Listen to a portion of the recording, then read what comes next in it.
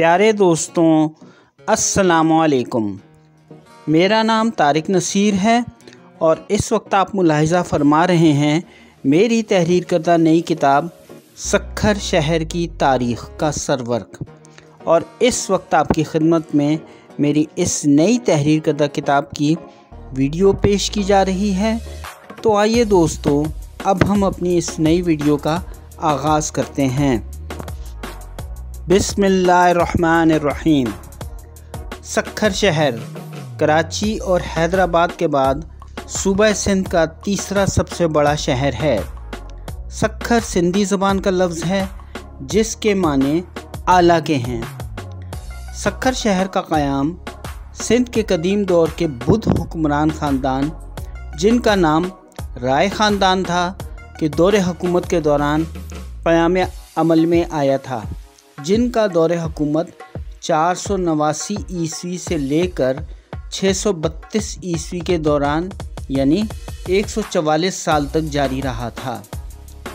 رائے خاندان کی تاریخ سے متعلق ہمیں تمام ترین معلومات 13ویں صدی عیسوی میں تحریر کردہ فارسی زبان کی کتاب چچ نامہ سے اس کے سندھ کی تاریخ کے باب سے دستیاب ہوئی ہیں۔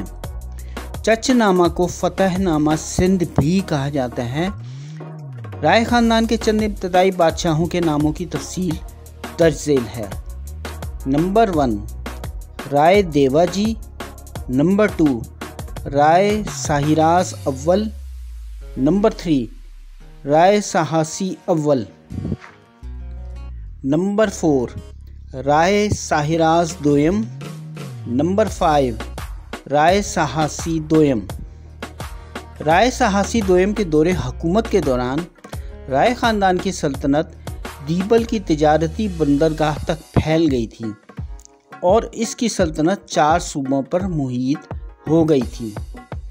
رائے خاندان کی حکمرانی کا زوال اس وقت شروع ہوا جب بادشاہ رائے سہاسی دویم کی فوج اس دور کے نمروز یعنی موجودہ افغانستان کا صوبہ کے ایک ساسانی بادشاہ جس کا نام شاپور دویم تھا کے ساتھ ایک جنگ ہو گئی تھی جس میں اس کی موت واقع ہو گئی تھی، اور اس کے ساتھ ہی رائے حکمران سلطنت کا مکران کا قیمتی ساحلی علاقہ بھی ان کے ہاتھ سے نکل گیا تھا۔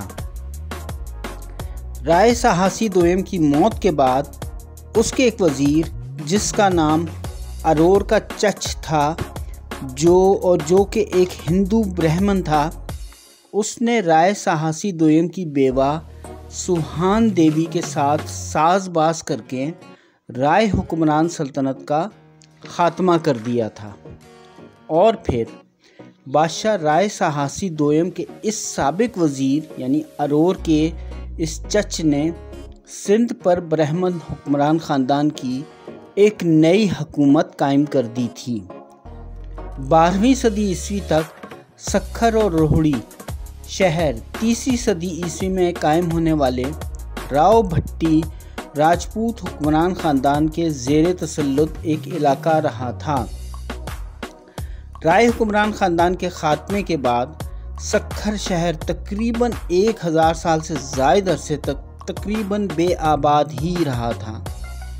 سن 1985 میں شاہ عبداللطیف یونیورسٹی خیرپور کے پروفیسر قاصد حسین ملہ اور ان کی ٹیم کے اراکین نے سکھر شہر سے 75 کلومیٹر دور سکھر کے صنعتی پارک کے نزدیک 2600 قبل مسیح سے لے کر 1900 قبل مسیح کے دور کی وادی سندھ کی قدیم تہذیب یعنی انڈس ویلی سویلائزیشن کے مشہور قدیم شہر لکھن جو دڑوں کے قدیم آثار دریافت کیے ہیں، جن کا رقبہ اندازاً 300 ہیکٹرز پر مشتمل ہے۔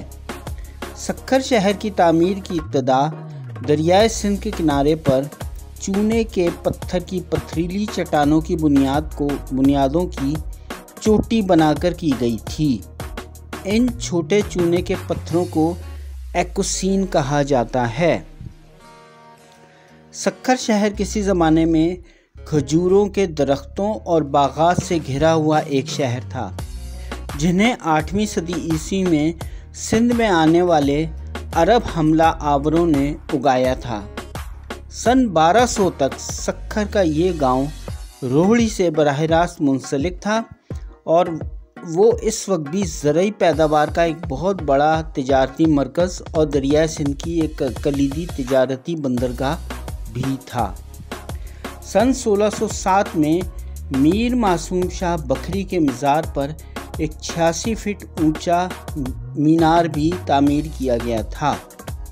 سکھر کے جدید شہر کا قیام سن 1840 میں برطانوی دور حکومت کے دوران عمل میں آیا تھا، جب انہوں نے سکھر پہاڑی اور دریائے سندھ کے کنارے پر واقع بکھر کے قلعے، جسے بکھر فورٹ کہا جاتا ہے اور جسے سندھ کا دروازہ بھی کہا جاتا ہے، کے قریب واقع سکھر گاؤں کو آباد کرنے کے کام کا آغاز کیا تھا۔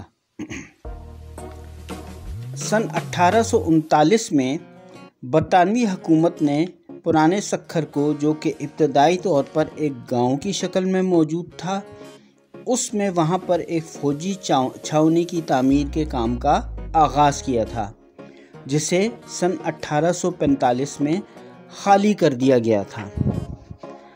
سن 1862 میں سکھر شہر کی تجارتی اہمیت کو مد نظر رکھتے ہوئے یہاں پر ایک بلدیاتی ادارہ بھی قائم کر دیا گیا تھا۔ سن 1889 میں سکھر میں لینسڈاؤن برج تعمیر کیا گیا تھا، جسے ایک ماہر برطانوی انجینئر سر الیگزینڈر میڈوس رینڈل نے ڈیزائن کیا تھا۔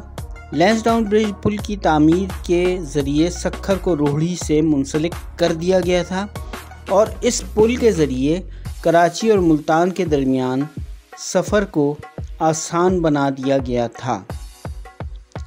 لینسڈاؤن برج کو ستونوں کے ایک سلسلے کے بجائے اسٹیل کے 2 عدد بڑے پاولین پر کھڑا کر کے تعمیر کیا گیا تھا، جو کہ ایک انتہائی حیرت انگیز، خوبصورت اور ایک غیر معمولی ڈیزائن ہے۔ سن 1932 میں سکھر بیراج، جس کا ابتدائی نام اس دور کے بمبئی کے گورنر سر جارج ایمبروز لوائڈ کے نام پر لوائڈ بیراج رکھا گیا تھا، وہ سندھ کے آبپاشی کے نظام کا سب سے بڑا ذریعہ ہوتا تھا اور اسے دریائے سندھ پر تعمیر کیا گیا تھا، جسے ایک ماہر برطانوی سول انجینئر آرنلڈ ایلبرٹ مسٹو نے ڈیزائن کیا تھا اور چیف انجینئر سر چارلٹن اسکاٹ چوملی ہیریسن نے سن 1923 سے لے کر سن 1932 کے درمیان میں اسے تعمیر کیا تھا۔ سکھر بیراج کی مجموعی لمبائی 5001 فٹ ہے اور اسے اسٹیل اور پیلے رنگ کے پتھر سے تعمیر کیا گیا ہے۔ سکھر بیراج سے نکلنے والی 7 نہریں سندھ کی سرزمین کا 40,000 مربع کلومیٹر کا رقبہ سیراب کرنے کی صلاحیت رکھتی ہیں۔ سن 1941 میں تقسیم ہند سے قبل پرانے سکھر میں 10,000 افراد مقیم تھے، جبکہ نئے سکھر میں 80,000 افراد مقیم تھے۔ اس سروے کے مطابق سکھر کی مجموعی آبادی کی 70% آبادی ہندو آبادی پر مشتمل تھی، جو کہ سن 1947 میں تقسیم ہند کے وقت ہجرت کر کے بھارت چلی گئی تھی۔ سکھر کی مجموعی آبادی 5,51,357 افراد پر مشتمل ہے، جس میں 96% آبادی مسلمان ہے اور اس میں سندھی بولنے والوں کی تعداد تقریباً 70% اور اردو بولنے والوں کی تعداد تقریباً 20% آبادی پر مشتمل ہے۔ سکھر شہر کا موسم ایک گرم صحرائی آب و ہوا کا موسم ہے۔ سردیوں میں انتہائی تیز سردی اور گرمیوں میں موسم شدید گرم ہوتا ہے۔ اسی وجہ سے سکھر کو برطانوی دور حکومت میں سب سے گرم ترین شہر قرار دیا گیا تھا۔ موسم گرما میں درجہ حرارت عموماً 50 ڈگری سینٹی گریڈ تک رہتا ہے۔ سکھر شہر میں مونسون کے موسم کے دوران بارشیں بے حد کم ہوتی ہیں اور اوسطاً سالانہ بارش 159.6 मिलीमीटर रिकॉर्ड की गई है। सक्खर की मईशत ज़रई अजनास की पैदावार पर मुश्तमिल है, जिसमें चावल, बाजरा, रुई, टमाटर, मटर, गंदम, जौ, ग्राहम, खरबूजे और खजूर की फसलें ख़ास तौर पर काबिल ज़िक्र हैं। ज़माने कदीम में दरियाए सिंध के करीब वाक़ होने के बायस यहाँ पर कश्ती साज़ी का काम भी किया जाता था। दरियाए सिंध के किनारे पर वाक़ होने के बायस यहाँ पर दरियाई जंगलात और ख़ूबसूरत बागात भी मौजूद हैं, जिनका कुल रकबा तकरीबन 510 मुरब्बा किलोमीटर है। इन जंगलात से सालाना 55,000 क्यूबिक फ़िट लकड़ी और तकरीबन 27,000 क्यूबिक फ़िट जलाने की लकड़ी और कानकुनी की पैदावार हासिल की जाती हैं। सक्खर शहर को बज़रिया M5 मोटर वे मुल्तान से भी मुंसलिक किया गया है, जो कि बाद अज़ां सक्खर शहर को लाहौर, इस्लामाबाद और पेशावर से भी मुंसलिक करता है।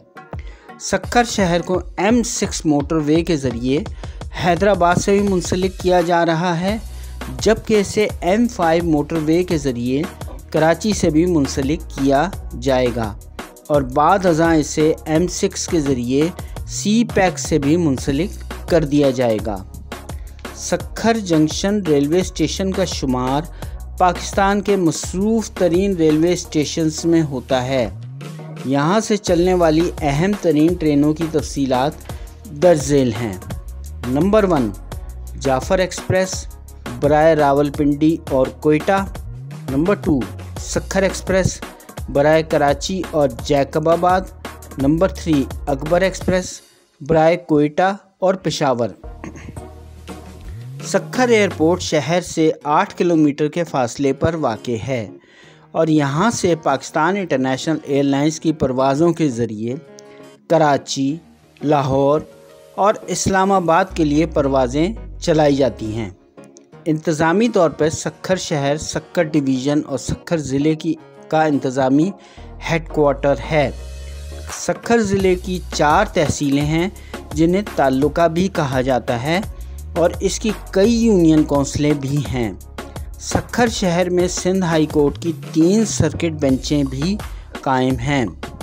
सन 1994 में सक्खर शहर में सक्खर IBA यूनिवर्सिटी का क़याम अमल में लाया गया था और अपनी तालीमी कारकर्दगी के एतबार से सक्खर IBA यूनिवर्सिटी को पाकिस्तान की तीसरी सबसे बेहतरीन यूनिवर्सिटी करार दे दिया गया है। सन 2013 में HEC ने सक्खर IBA यूनिवर्सिटी को इसकी शानदार तालीमी कारकर्दगी की बुनियाद पर इसे HEC में शामिल कर लिया था। इसके अलावा सक्खर शहर में कायम दीगर अहम तालीमी इदारों की तफसीलात दर्ज झेल हैं। जून सन 2018 में बेगम नुसरत भुट्टो विमेन यूनिवर्सिटी को N5 नेशनल हाईवे पर रोहड़ी के मुकाम पर कायम किया गया है। सितंबर 2003 में सरदार ग़ुलाम मोहम्मद महर मेडिकल कॉलेज को शहीद मोहतरमा बेनज़ीर भुट्टो मेडिकल यूनिवर्सिटी की ज़ेरे निगरानी कायम किया गया है। अप्रैल सन 2013 में अरोर university of architecture design and heritage को N5 नेशनल हाईवे पर रोहड़ी के मकाम पर कायम किया गया है। सन 1956 में इस्लामिया साइंस कॉलेज को सैयद हसन मियाँ एडवोकेट ने कायम किया था। अगस्त 1994 में डॉक्टर ज़ियाउद्दीन यूनिवर्सिटी कैंपस का सक्खर में क़याम अमल में लाया गया था। सक्खर शहर की अहम शख्सियात: मीर मोहम्मद मासूम नामी सिंध के तारीख़दान, जिन्होंने सन 1600 में तारीख़ सिंध नामी किताब तहरीर की थी। हीमू कालानी सिंध के आज़ादी पसंद इनकलाबी सियासी रहनुमा, जिन्हें बरतानवी हुकूमत ने फांसी दे दी थी। सरदार ग़ुलाम मोहम्मद महर सिंध के सियासी रहनुमा اور مفکر۔ سید ناصر حسین شاہ سندھ کے سیاسی رہنما۔ عبدالحفیظ پیرزادہ سندھ کے سابق وزیر خزانہ اور سیاسی رہنما۔ سندھ کے سید خورشید شاہ سندھ کے سیاسی رہنما۔ اسلام الدین شیخ سندھ کے سیاسی رہنما۔ نعمان اسلام شیخ سندھ کے سیاسی رہنما۔ ڈاکٹر ثنا رام چند گلوانی پاکستان کی سب سے پہلی خاتون سول سرونٹ۔ ختم شد۔